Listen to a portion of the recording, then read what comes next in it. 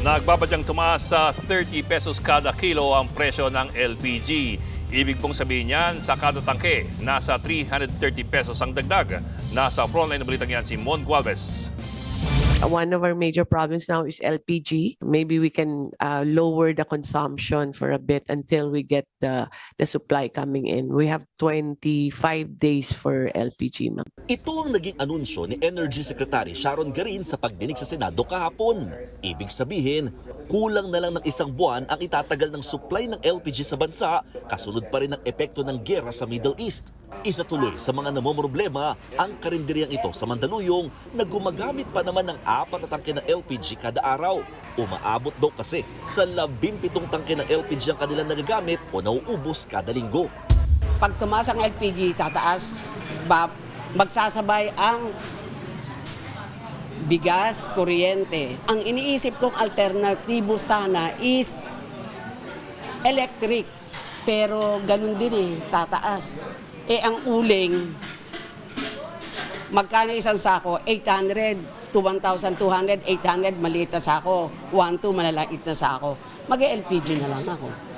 Ayon naman sa LPG Marketers Association, maaaring mapahaba pa ng 45 days o hanggang May 15 ang supply sa bansa.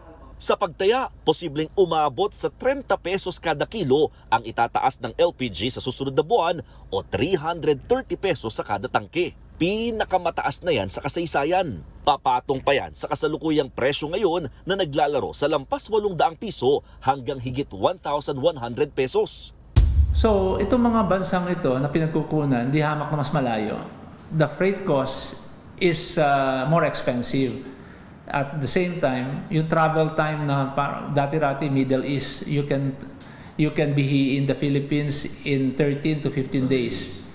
Ang US and Canada, you might be in a range of 45 to 60 days bago ka makarating dito. Bukod dito, maaari rin daw kausapin ng pamahalaan ang ibang bansa na may reserba rin ng LPG tulad ng Australia, South Korea, Japan at Russia na bumababa ng 30% ang demand ng LPG tuwing summer season. Giit pa ng grupo ng LPG marketers, mas matindi ang nararanasang giyera ngayon sa Middle East kumpara noong mga nagdaang Gulf War at kahit nung COVID-19 pandemic.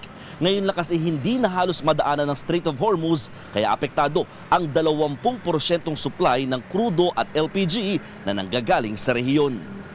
May alinlangan din ng grupo ng LPG companies sa idineklarang State of National Energy Emergency. Hindi ro kasi malabong magresulta ito sa pagkontrol sa presyo na ilalabas ng mga kumpanya. Nagbabalita mula sa Frontline, Mon Gualvez, News 5. Mga kapatid, Ed Lingaw po, maging maalam at may pakialam sa mga napapanahong balita sa ating bansa.